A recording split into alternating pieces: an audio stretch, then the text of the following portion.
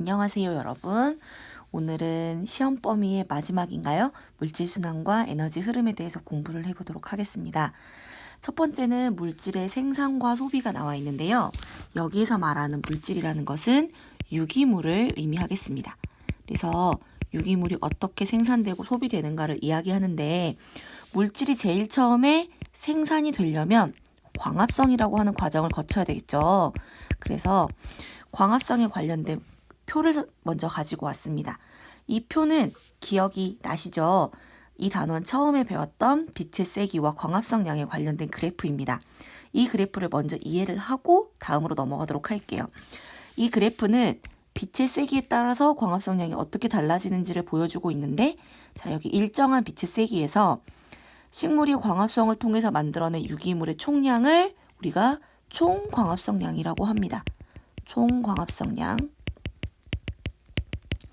자, 이 총광합성량 중에서 식물이 호흡을 통해서 소모하는 에너지가 있을 거잖아요. 그거를 우리가 호흡량이라고 합니다. 호흡량.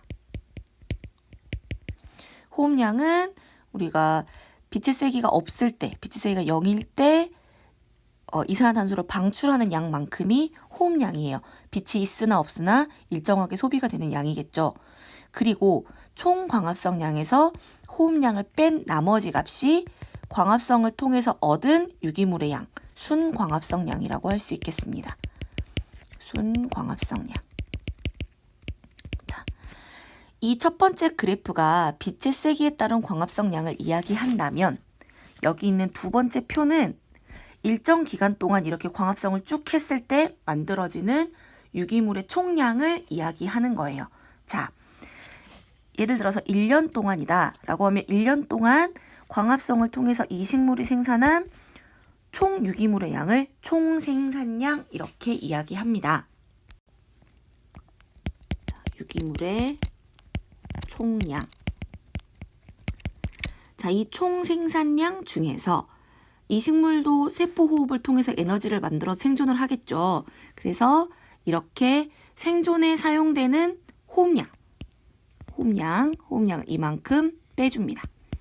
그러면 남는 게 순생산량이 남겠죠.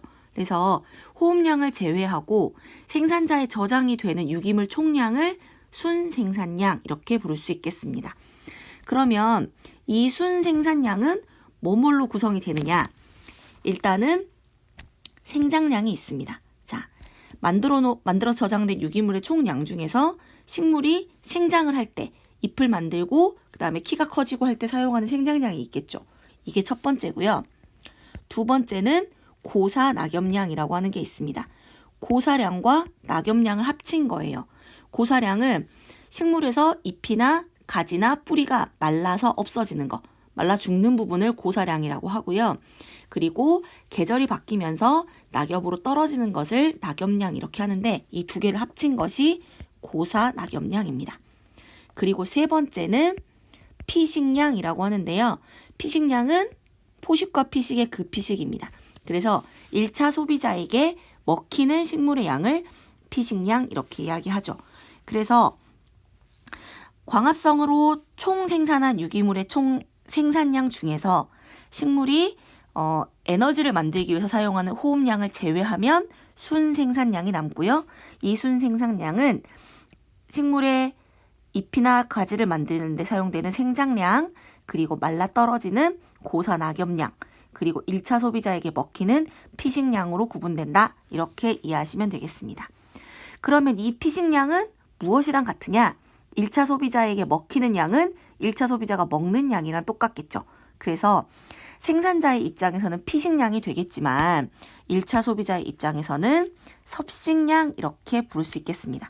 그래서 피식량과 섭식량은 양이 똑같아요. 피식량, 섭식량은 똑같은 거예요. 자, 그러면 1차 소비자의 섭식량은 먹었는데 소화 흡수되지 않고 몸 밖으로 빠져나가는 배출량이 있겠죠. 이 배출량을 제외하고 남은 것이 동화량입니다. 식물의 순생산량처럼 1차 소비자에게 남아있는 유기물량을 우리가 동화량이라고 하겠죠. 이 동화량은 다시 에너지를 만들기 위한 호흡량이 있겠고요.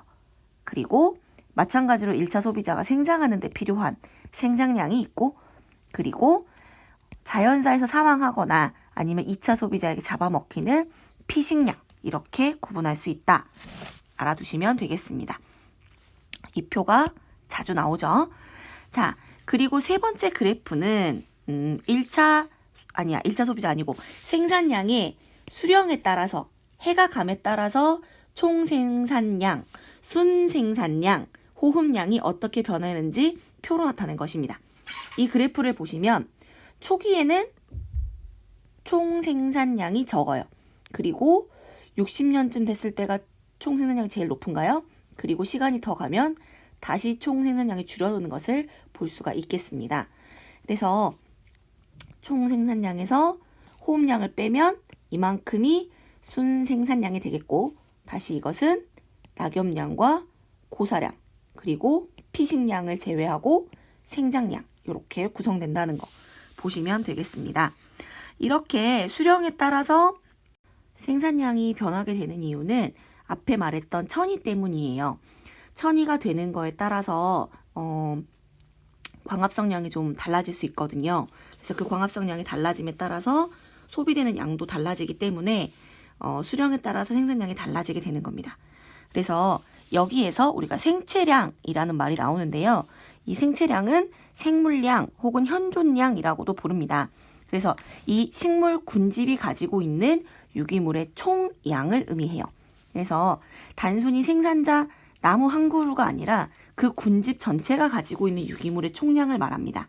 그래서 이 단순히 생체량을 비교를 하게 된다면 극상인 숲이 천이가 진행 중인 군집보다 생체량이 더 많겠죠.